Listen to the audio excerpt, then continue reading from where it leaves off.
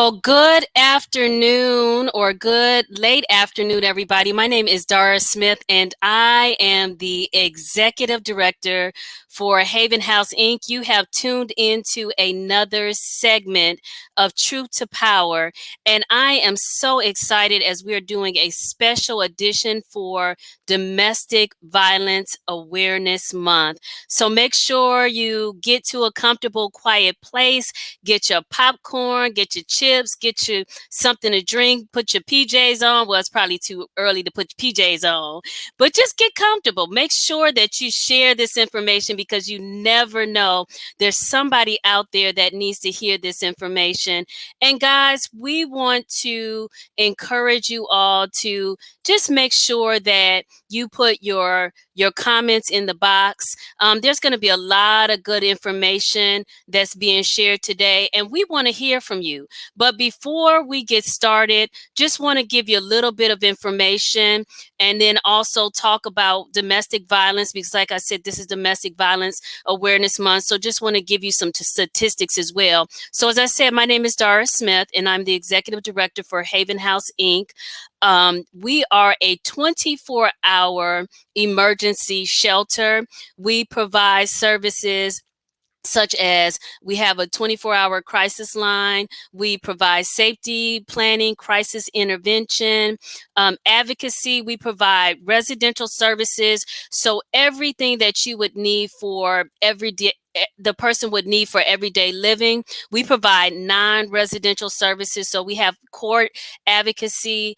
We also do community outreach as well. We provide support groups, amongst many other things. So if you need to get in contact with us or you know of someone that's in need of our services, they can reach us at 219-931-2090. Once again, that number is 931-2090. Also want to encourage you, if you want to be a part of the work, the great work, the impactful work that we're doing at Haven House Inc., don't fret. You can go online at havenhousenwi.org and you can give online. And then also, if you want to reach us via email, non-emergency questions, you can also reach us at havenhousedvs@aol.com. Okay, guys, so before we get into the discussion at hand, just want to give you all some statistics and a little bit of information. So mention that this is Domestic Violence Awareness Month. And Domestic Violence Awareness Month was launched nationwide in October of 1987 as a way to connect and unite individuals and organizations working on domestic violence issues while raising awareness for those issues. Over the past 30 plus years, much progress has been made to support domestic violence victims and survivors, to hold abusers accountable, and to create and update legislation to further those goals. So what exactly is domestic violence?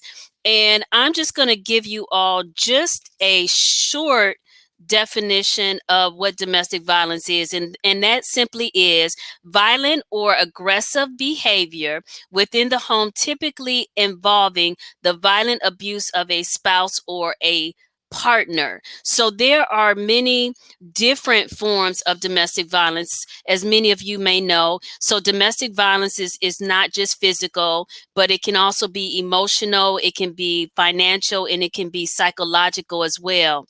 Let me give you all just a couple of statistics. This comes from the National Coalition Against Domestic Violence.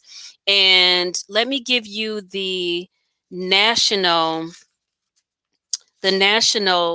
statistics first. Let me see. Okay, so national statistics, on an average, nearly 20 people per minute are physically abused by an intimate partner in the United States. During 1 year, this equates to more than 10 million women and men.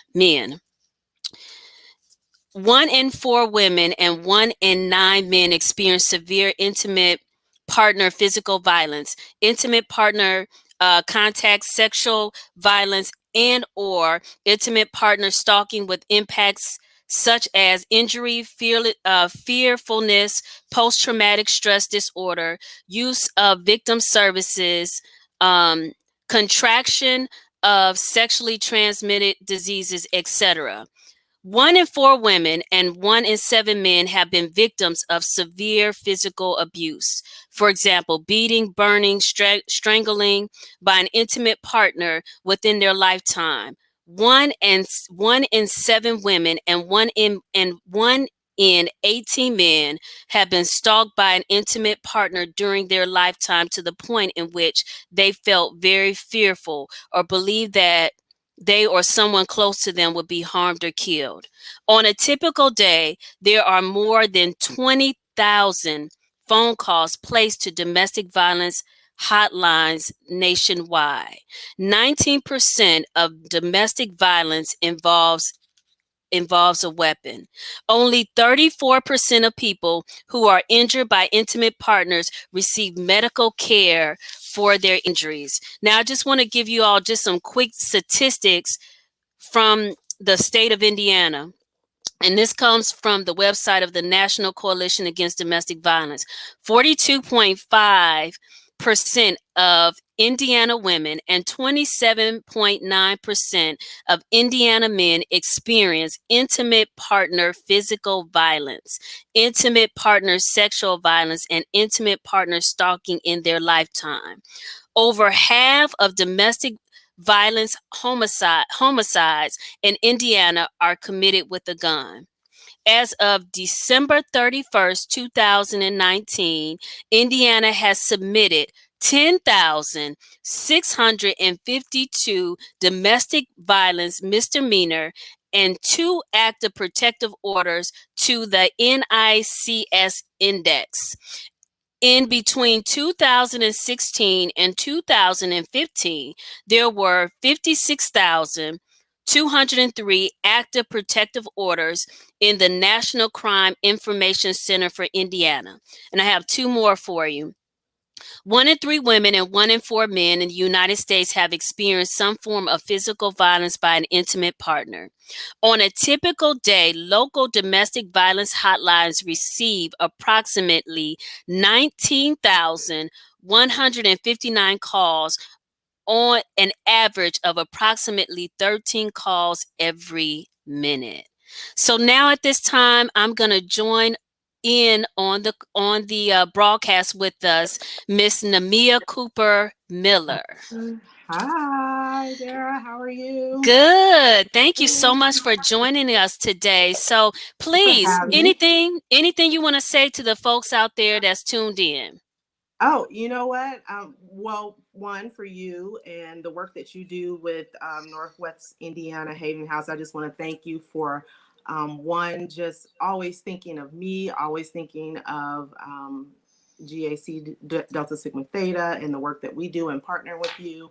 And just for the great work that you do. And for those who are listening, I just want them to know that domestic violence in our community, especially in the African American community, is a very real thing. It is not to be taken lightly. And so I hope that something that is said today, something that is shared, especially as we go into just like an unscripted conversation, I hope that it touches someone's heart today and that, you gain something and that it encourages someone on today. Mm-hmm. Awesome. And just to piggyback off of what you said, Namia, absolutely. This is going to be an unscripted and this impromptu off the cuff conversation today. So it's just going to be a very organic conversation. So if there is anything that is said in this conversation that just resonates with you, we want to hear from you. So if you want to put in some claps or I don't know if you could do snaps, or I get it, or I can relate to that. Because one of the things about, so we're talking about Domestic Violence Awareness Month, and each of us have different stories. But the wonderful thing about our stories is that as we go through this thing called life and tough waters and challenges and hardships, some kind of way it all comes together full circle. The journey of life, we can find something to where we can connect with one another in our stories, because domestic violence, either you've experienced it directly, you've experienced it indirectly, you've witnessed it, you've known someone in some shape, form, or fashion. Each and every one of us can relate to it. And so even as we talk about it within those experiences and shared experiences, we can relate even our own experiences because it's interconnected. Right. And so that's, I'm excited for the opportunity for us to jump into this conversation. And like I said, and I'm excited in the sense that it's going to bring awareness to a topic that needs to be talked about.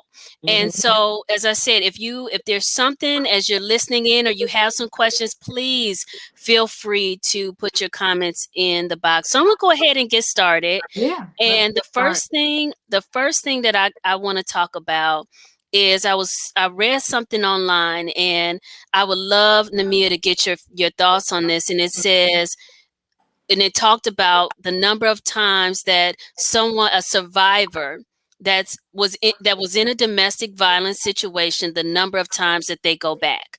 And I read, it said it takes 7 to 10 times. They go back 7 to 10 times before they actually leave. Yeah. What are your thoughts about that? That's real. And here's the interesting thing about that: 7 to 10 times that a woman, and we're not just going to limit it to women, because sometimes men find themselves in domestic violence situations. Now we have same-sex domestic violence situations, but sometimes the abused will find themselves going back and forth. And so what I always share from my perspective, as a survivor and now as an advocate and one who advocates and understands the dynamic of domestic violence, is that it is easy to break away from your abuser physically in a lot of cases. It's not always easy to break away mentally. That's a whole other dynamic. And so a lot of times in a situation where you find, and we'll just use a woman in this case, when you find that a woman has gone back and people don't understand why you keep going back, and you shouldn't go back, and he put his hands on you once, he'll do it again, and all those things are true. But until that woman gets in her mind that she deserves something different, or that this is not love, this is not replica of what love looks like, this is not what love feels like, or just the other elements, until she realizes that there are resources to help her, and things of that nature, sometimes she will go back and forth, because it's a mental thing.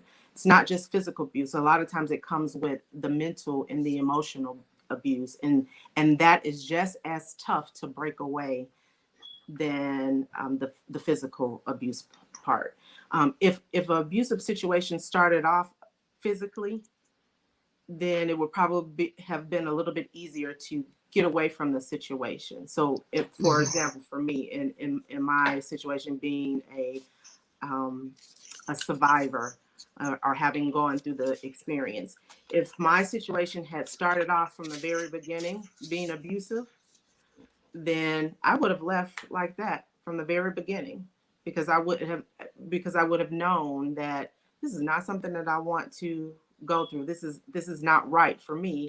But it started off with mental and emotional abuse, and so by the time that it escalated to the physical aspect, I was already here.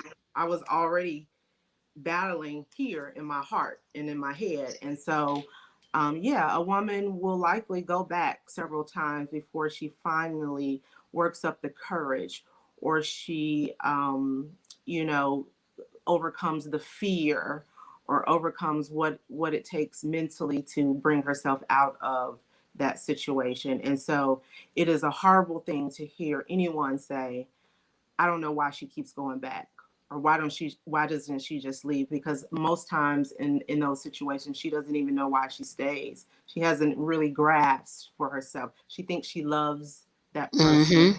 Mm-hmm. There's a whole psychological aspect to that, that if you have not been in that for yourself, or if you not have not seen it with your own eyes, that you would not understand why a woman would choose to go back on an average of 7 to 10 times. There's a lot that you said in there, and it just, for me, it jarred up several points. Mm-hmm. And one of them was, there's a lot of different reasons why um, a man or woman would stay in that relationship, and you touched on one of them, and you mentioned the emotional aspect of it. And we know too that many stay because there could be fear, fear for their life. It could be a financial situation, not Mm-hmm. having the financial means. It could be the children.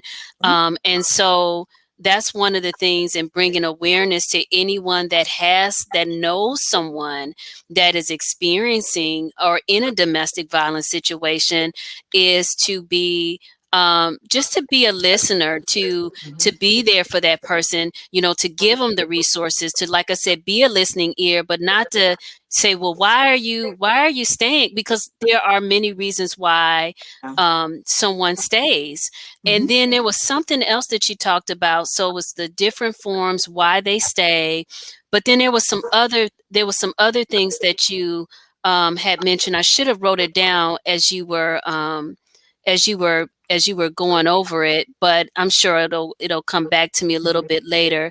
So aside from that, let's talk about, what are some of the components, or what is do you feel that domestic violence only affects a certain particular type of person? And if no, why?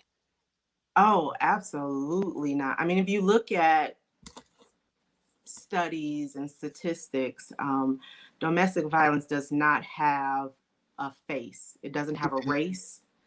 It doesn't have a social economic status. It is not predicated on your educational status. And so on the outside looking in, and so this is one thing that I has been said to me a lot. So when people have learned my story, the number one thing that I have always heard is, I would have never guessed that about you, or Wow. you appear too confident, or I just wouldn't have guessed someone like you would have allowed yourself, or you would have Wow. been. And so, you know, it doesn't have a face, it doesn't have a look. Mm-hmm. It's a circumstance that a person, man or woman, finds themselves in when they enter into a relationship. And so you may be working alongside a woman who is a lawyer, and by day she's a lawyer, a career woman, and she's an awesome lawyer, but when she goes home she has to deal with an abusive mate. You may work alongside, it just doesn't have a look. They could be well put together, highly educated, and go home and deal with all different forms of abuse, and not just physical, be mental, emotional, Mm-hmm. all the aspects of what we learn domestic violence involves. And so, absolutely, it doesn't just have a certain, it's just not for what we would think weak willed women or men.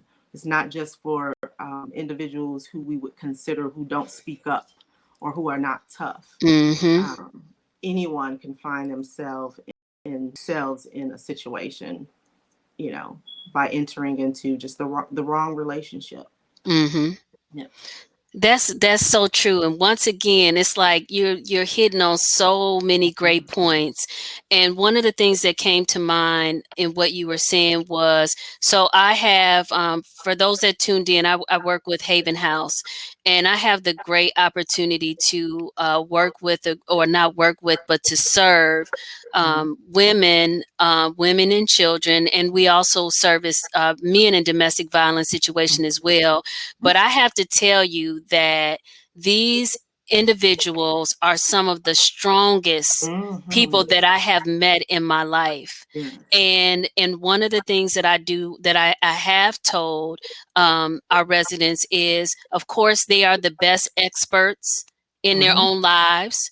We're here, we're there to just empower, to provide resources, but ultimately the choice and the decisions that they make is totally up to them.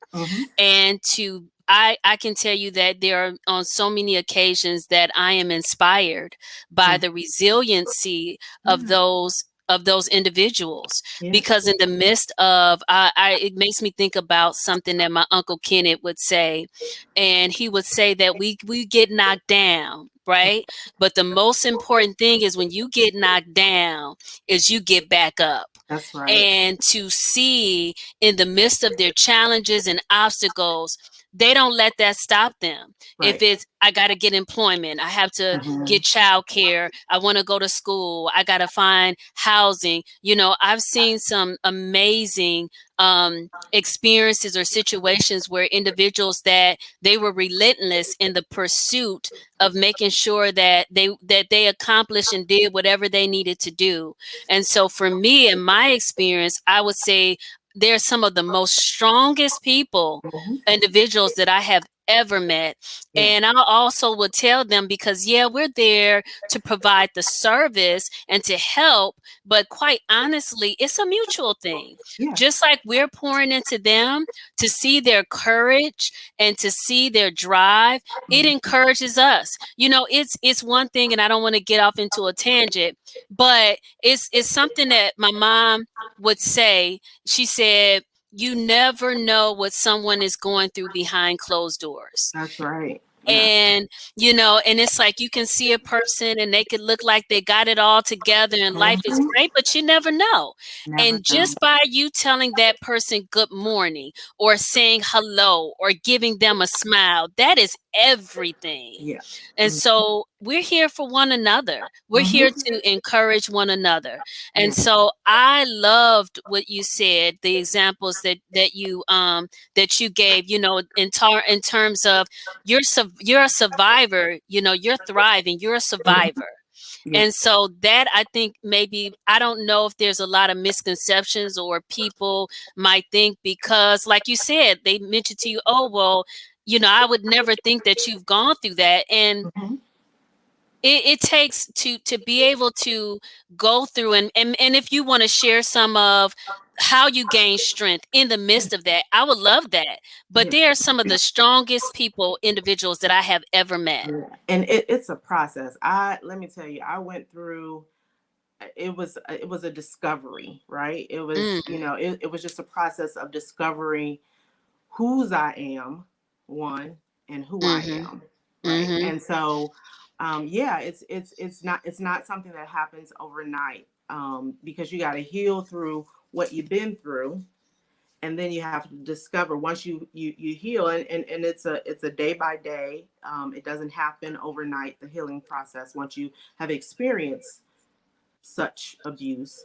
But you have to, it's a road to discovery, I think, after that. So you heal and you do whatever it takes to heal, and then you have to discover who you are.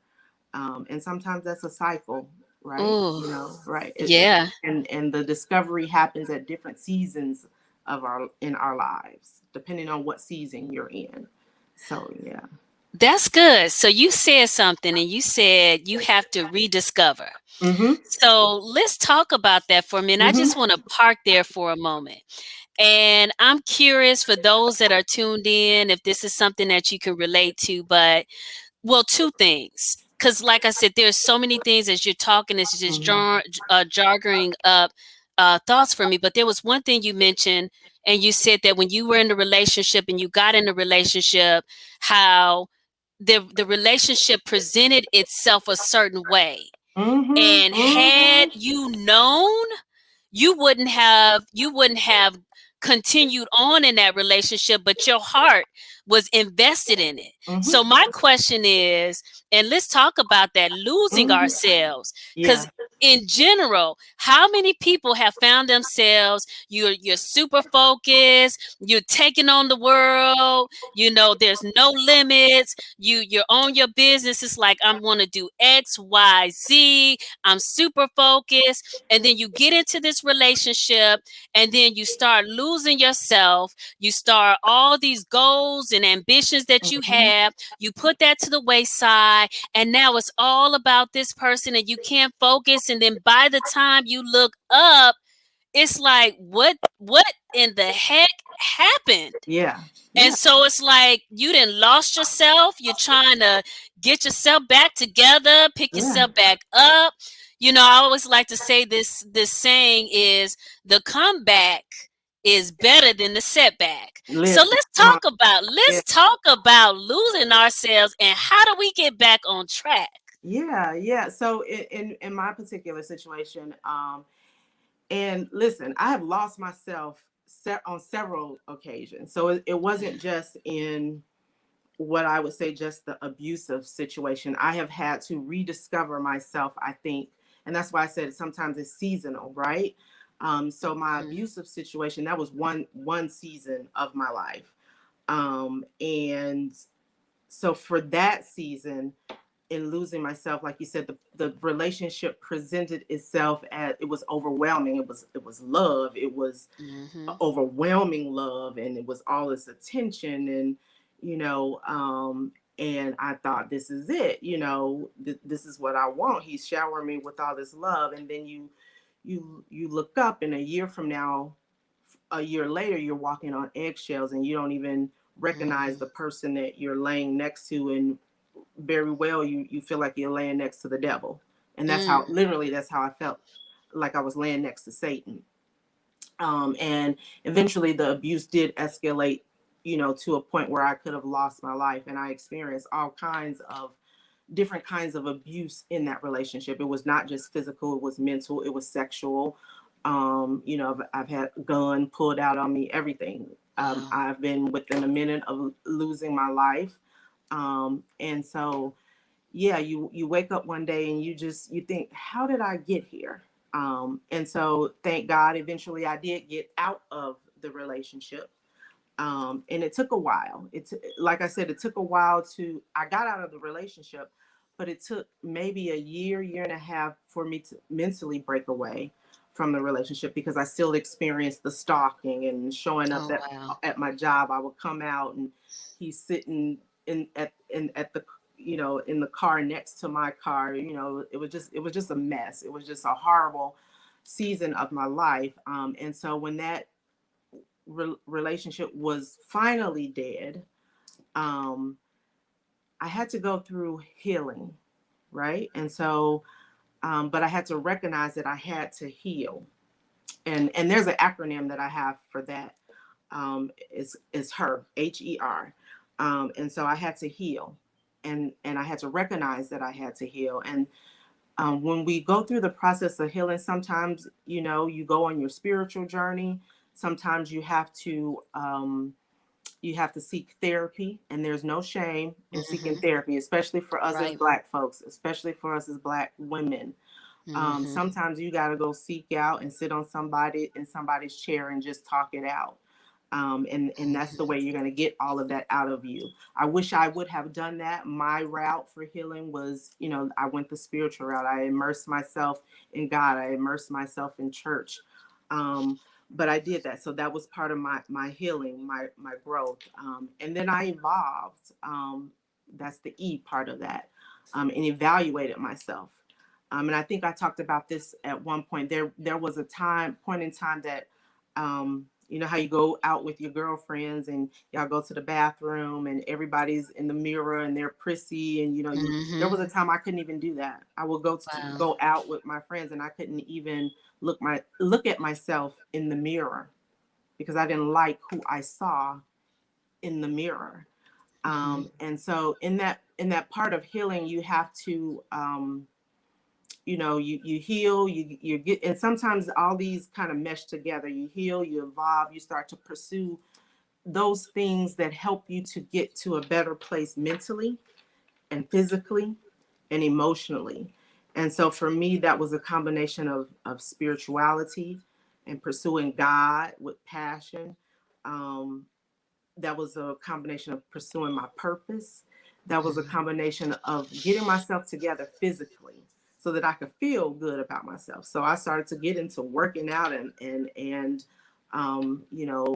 just what my physical body, so that I could feel good about who I was as a woman. And so you just have to do those things that, and I started reading more. And mind you, I'm doing all this on the outside looking in. I look good to everybody else, right? Mm-hmm. I done been through all this, and on the outside looking in, because I'm still in school, because at this time I'm an undergrad, so I'm pursuing degrees and I'm trying to work on my career. So on the outside, on the surface, for other folks, it looks good.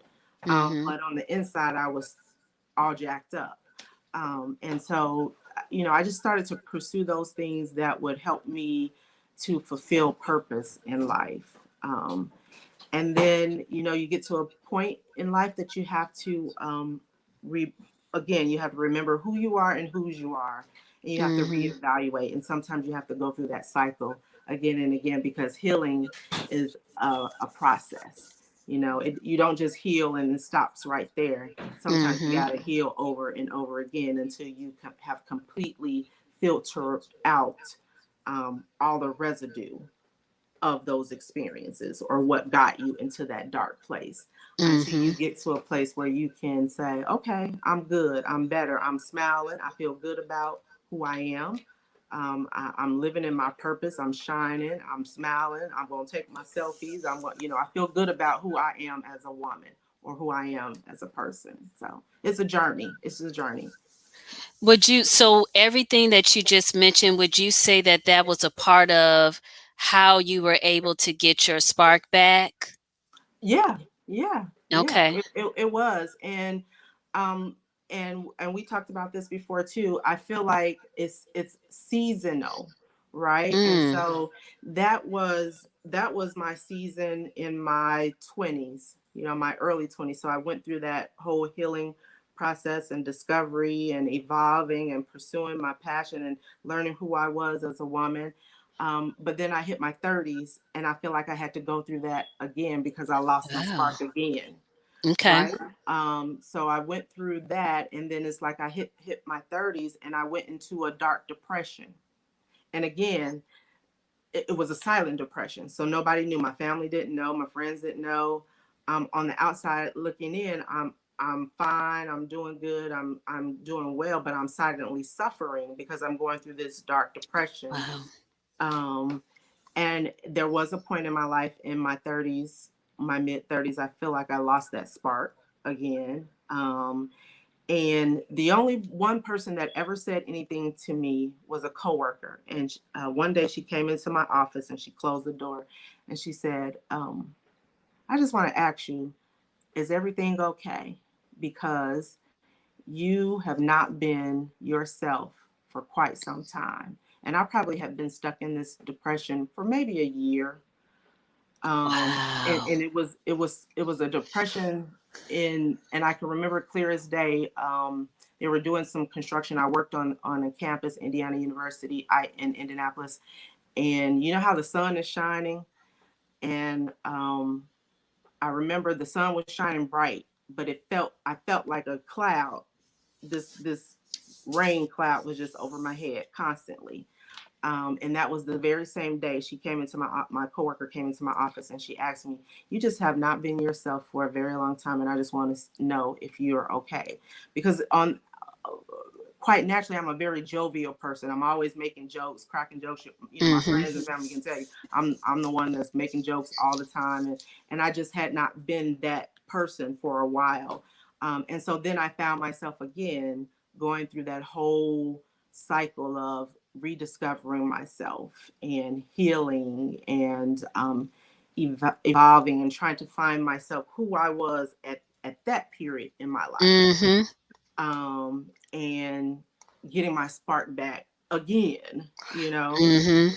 and That's yeah, so interesting. That yeah. is so interesting that you mentioned that at different stages in your life that you lost your spark and Hmm. you had to regain, rediscover, and get your spark back. So in those different ages, because those are different age groups, Hmm. very Yeah, significant age yeah. groups. So would you say that at each time that you lost your spark, did you find that it was easier to get it back because you had something that you had learned from the last time, or did it just kind of depend on the situation? I think it depended on the situation. In my early 20s, it was coming out of an abusive situation. In my 30s, it was wrapped in, at this point in life, you should have accomplished this and this. You should Okay. be married by now. You don't have children. Hmm. So that rushed in a whole dynamic of emotions, because I felt like, I'm mid 30s, I'm nearing 40, my 40s, and I have not accomplished anything that I feel like I should have accomplished Okay. by now. All my friends have children, everybody around, and here I am still childless and unmarried, and so you battle through those things mentally. And so, um, I don't want to say that it was easier. It was just, there were different dynamics surrounding why I lost my spark. And Okay. um so the dynamic was different, and so it brought in different challenges in the way that I had to deal with regaining myself in that moment. Okay. Yeah, Okay. yeah. Wow, that's really interesting that you mentioned that. So what would you say are, in hindsight, looking back, are there some signs that you could share with the viewers out there of things to look for, that could possibly, like, if you experience this, these are signs to look out for someone that you could be in a domestic violence situation? Oh yeah, oh absolutely. Don't Number one is, don't always think that it's going to be limited to physical abuse. Hmm. It could very well be emotional and mental abuse. And so, probably the number one is, if you find yourself having to always walk on eggshells with that person because you don't want to tip them off, if you say the wrong thing, if you feel that, you can't freely express yourself, Hmm. um, because it may evoke a certain emotion or reaction out of them, or it may evoke anger out of them, or you always feel a sense of, they have their thumb on you, that you're always controlled. Those are some signs that you may be in a situation that is, at least at the very minimum, mentally abusive, Okay. emotionally abusive. Because sometimes unfortunately, we only think of domestic violence in the physical sense. We, we Hmm. we forget about all of the other factors of domestic Hmm. violence that lead up to physical, and sometimes it doesn't always lead up to physical, right? Sometimes our abusers are very good at abusing us and knocking us down and making us feel worthless, just with their mouth alone, just with their actions alone. They don't even have to put hands on us. Hmm. And so we forget about those aspects of abuse, the mental and emotional aspects, or even the financial. What would you say is a way of breaking that cycle? Because unfortunately, um, when there is a child witness or someone that's experienced it directly or indirectly, there's that opportunity for them to either get into another relationship, as, so let's say, for example, as a child, and they see their parents in a domestic violence situation, and then that cycle continues where either they are abused or they become the abuser. So how do we break that cycle of not continuing on that type of behavior? Mm. I think the biggest key is just recognizing that it's not normal. Mm-hmm. For me, having a history of abuse in my family, my grandmother, and I've shared this before, my grandmother was stabbed 32 times by her husband and she survived. Wow. My mother had her own experiences that I saw firsthand with abuse. My aunt, I have an aunt that experienced abuse. So there is a history on my mother's side. My father, he had experienced abuse on his side. And then my abuser himself, he experienced abuse. And that for turned him into the abuser. And so somewhere along the way, for me and even for my abuser, we just developed a mindset that this is normal. So for me, Okay. from my perspective, going into that kind of relationship, this is just what you do. You argue, you make up. You argue, you fuss and fight, you make up. This is love. This is just how relationships occur. And you just get over it and you just keep going. And so at some point I had to realize that this love doesn't hurt. Mm-hmm. Love doesn't put their hands on you. Love doesn't call you out of your name. Love doesn't shame you. Um, Love doesn't make you feel bad. Love doesn't isolate you from your friends and family. Mm-hmm. Love doesn't you know love doesn't um threaten to cause you bodily harm because maybe you look too long in one direction and there was a man standing up and you get accused of looking at that man. Love is none of those things. So you really have to learn what love is Mm-hmm. and realize that abuse, that it's not normal. It's not a normal part of relationships. And you have to learn what healthy love is and what it Mm-hmm. looks like and what it feels like. And so I think for a lot of folks that turn into the abusers and even those who find themselves in abusive situations is simply because they've never been shown what true love is, or they didn't Mm-hmm. learn it for themselves, and so they find themselves in those situations, or they And, themselves become the abuser, I guess I should say. and that's key. Just like what you said, just Mm-hmm. knowing that you are enough. And I wonder Mm-hmm. how much, things that we see in society plays a part of that, just images of what's beautiful and being accepted Mm-hmm. and feeling validated. And so at what point did you, because I think this is something that can cross over into so many areas of many Mm-hmm. of our lives, Mm-hmm. just feeling like I am enough. Yep. And no matter whether you validate me, regardless of whether you celebrate me, I Yep. am enough. I'm enough. And resting in that and having, there is such a beauty and such a strength in being able to walk in that and know that whether you acknowledge me or not, I'm Yep. good. I'm enough. Because I think a lot of times we can be our worst critic. We can be Mm-hmm. very hard on ourselves.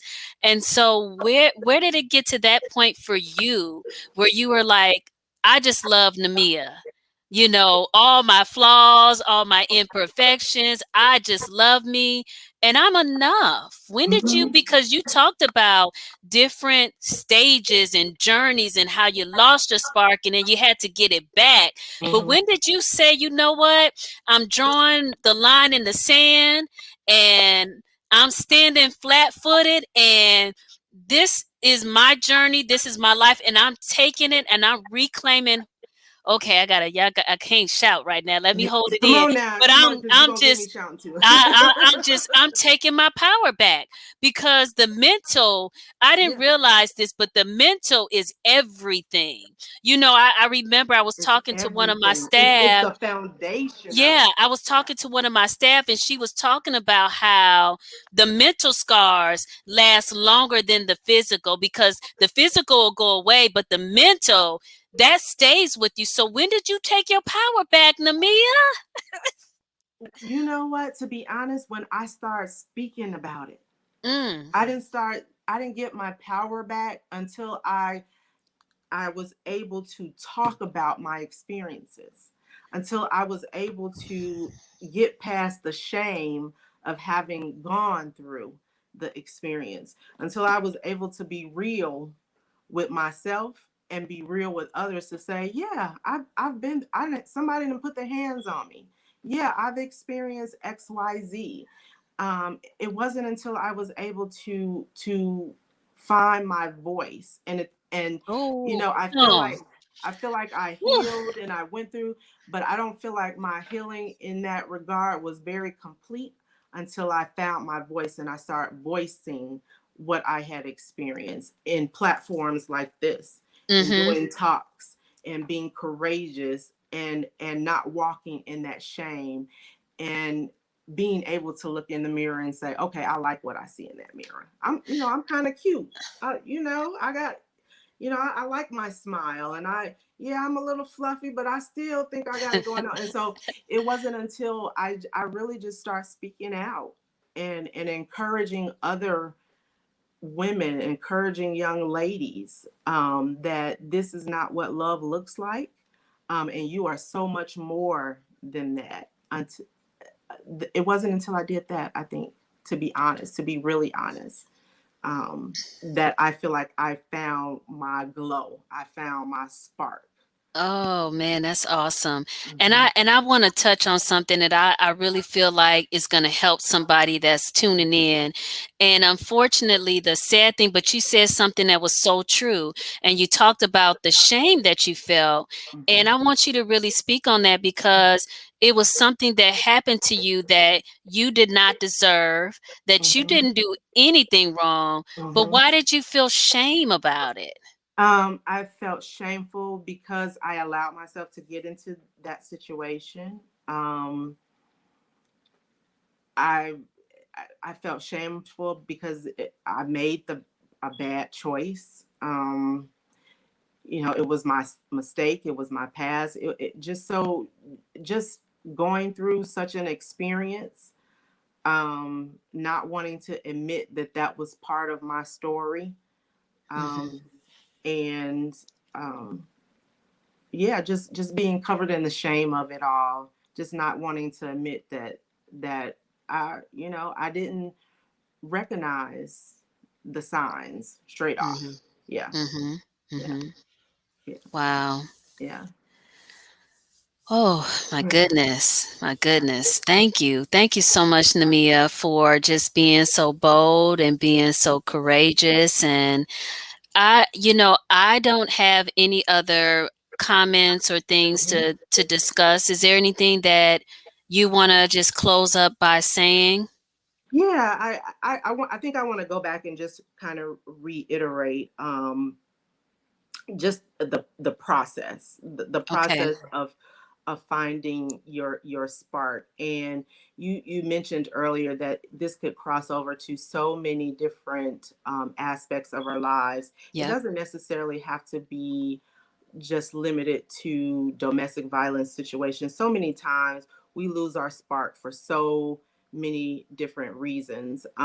Like I said, in the first season of my life, or what I think of as my first season in my 20s, it was because of a domestic violence situations. In my 30s, it was because I thought that I should have been at a certain point in my life.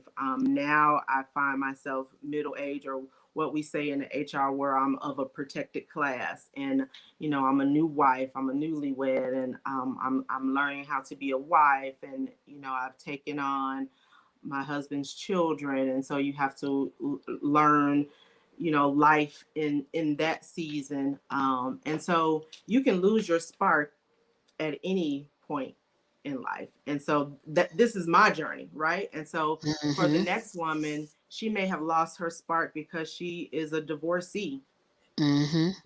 and she how do you live life now that you don't have a spouse, or maybe her spouse died? Hmm. The next woman may have lost her spark because now she's an empty nester, she's a single mom, and how do what is life like for me now, because I've dedicated my whole life to my children, and now I got to figure out myself. Now I got to dedicate time to myself, and now I'm in this house by myself. My children are gone; they're living their own life. So you can lose your spark and your shine and your glow for a number of different reasons. It doesn't necessarily have to be for just the reason of domestic violence. In my case, in my situation, but I just want to reiterate that there is a process to getting that back. And that's one, just, if you need to heal through some stuff, you got to recognize that you need some healing, because sometimes we don't always admit that we need to heal, that we got residue. One of the most poignant things, and this was a meme that was floating around on Facebook, social media, is that sometimes we'll bleed all over people who didn't cut us if we don't recognize, the hurt that we have. We can be hurt to the point that we'll bleed all over folks that didn't cut us. And so you have to realize when sometimes our actions, our behaviors, our mindsets, our thoughts are because we need some healing. We need to go, again, we need to go sit and talk to somebody on somebody's couch, or we need to process our thoughts, or we need to, just to get that out. And then again, just discovering your purpose, your passion, and pursuing those things that help you to feel good about yourself, whether that's going back to school, getting your education, being about your physical fitness, working on your health, whatever it is that helps you to feel good about who you are. Do that thing, whatever it is. And then again, just remembering who you are and whose you are. And that will help you to get your spark back. And here's the thing, not everybody's going to be on board with your glow and your spark. Some people not going to understand your spark. For some people, it's going to be, oh, she changed. Because some people are attached to your misery. As long as you're miserable, they're good with you. They love you as long as you're miserable and you're down and out, and but the moment you start sparkling and glowing, oh, she's changed, she's different, she's this, she's that, but you glow anyway. You get your spark back anyway, because it's necessary. It's necessary to feel good about who you are and whose you are. And so yeah, that's all I want. I just want the ladies, want people out there, not just ladies, but men as well, young ladies, just to be encouraged. Get your shine back, and it's okay to glow. It's okay to shine. It's okay to shine bright like a diamond, because there are a lot of dark places, and sometimes your shine, your glow, your spark is what somebody needs. When you walk into the room, bring your shine, bring your glow, bring your spark with you. Wow. I couldn't have said it any better. That was awesome. And we are definitely here for one another. And your shine, your glow, it encourages me. We like you said, knowing your purpose, that's so key. That's just everything. I remember someone said that many, many, many years ago. They said you never know that the person that's sitting next to you may have the answer that you're looking for. And so there was just so many key things that you touched on. And somebody out there might be listening and saying, well, where do I start? What does that look like? Because right now I'm in a funk. I'm just, feeling whatever I'm feeling. And one of the things that I would share with the ladies at a Haven House is I would say celebrate celebrate the small victories along the way. Because I think a lot of times it's so easy for us to attribute success to this grandiose, this big situation or accomplishment that happens. No, you can celebrate the small victories along the way. That's And one true. of the key things that you said was one of your breakthrough moments, and you can, let me know if I'm right on track, but you transitioned from the point of shame to the shame of the situation to Hmm. beginning to you found your voice Hmm. and you begin to tell your story. And then Hmm. in telling that story, that created something in you that empowered you. Yes. And I love that you said that you found your voice, because I think a part of that in losing ourselves is we lose our voice. We don't feel significant, or we don't feel Yeah. valued or important, but you found your voice. Yeah. Yeah. That's the word of the day, Yeah. finding your voice. That Find your is voice. amazing. That Yeah. is amazing. Yeah. And I like that you said celebrate the small victories. I think when I went through my season of what I call my silent depression, I think if I would have had that advice, if that would have stuck with me, then I would not have gone through that experience of depression, because I had some accomplishments. I just didn't acknowledge or recognize them. And so it is very important for us to say, I've had some small, they may not be grandiose and big like I see, you know, Sally Sue or Joe or whoever, but I have had some accomplishments. I Hmm. have gotten over this, or, and celebrate yourself. Just those small wins, those small victories, because they add up to big victories and big wins over time. Yeah. Absolutely. Well, Namia, this has been an absolute joy and pleasure. I always thank you for just your ongoing support of Haven House, and I just thank you for taking out the time to just share your story. Share your story, share your journey with us, and just being so candid and so open and brave and so strong. And I just thank you for that. I really do, and I know that this is going to help a lot of people that that are tuning in now, to walk in their truth, Yeah. to find their voice, and to be bold and to be courageous. So I want to thank you once again for, like I said, your ongoing support and all the great things. I know we didn't go into the details of that, but we'll have an Oh opportunity, yeah. in the near future to do some more things together. But I just want you to know how much I appreciate you. And many of you don't know this, but I had reached out to Namia a couple days ago, and just asked her if she would come on, and in light of Domestic Violence Awareness Month, and she said yes. So I just want to tell you thank you, and all that you're doing in the community, and just is so needed and appreciated.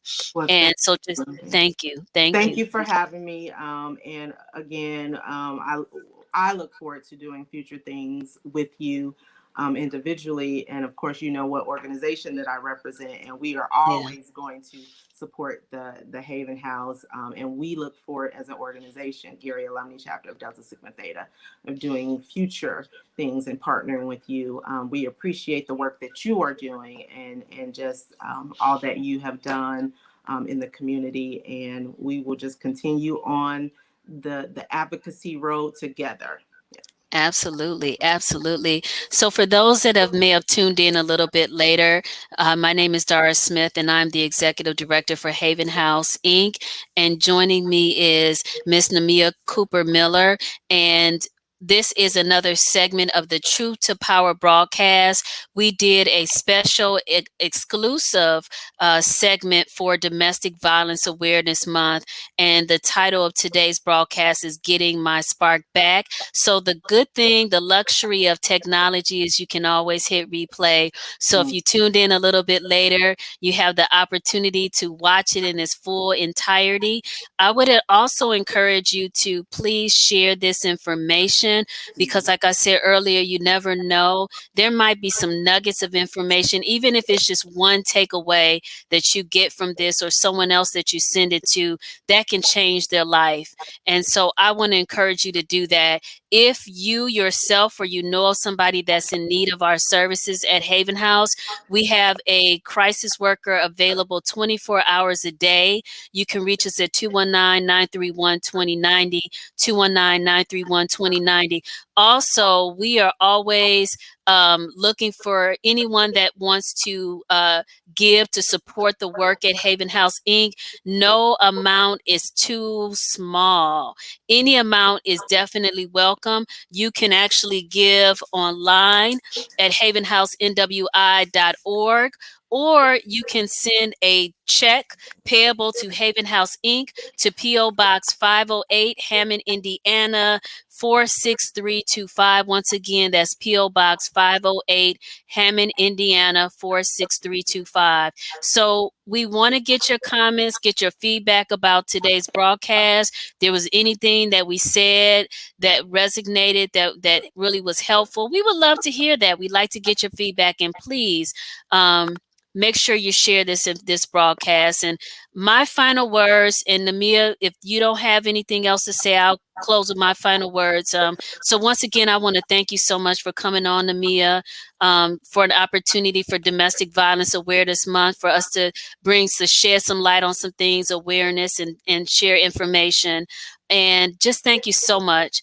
And I just want to thank you for those that have tuned in. One of my most favorite sayings is this: you could have been, I believe that time is one of our most valuable resources. And you could have been anywhere, but you took out the time to sit in with us for this about an hour for this broadcast. And for that, I am extremely grateful for your time and your attention. So just remember, in my closing words, is to always make sure that you let your light shine bright for all to see. Take care.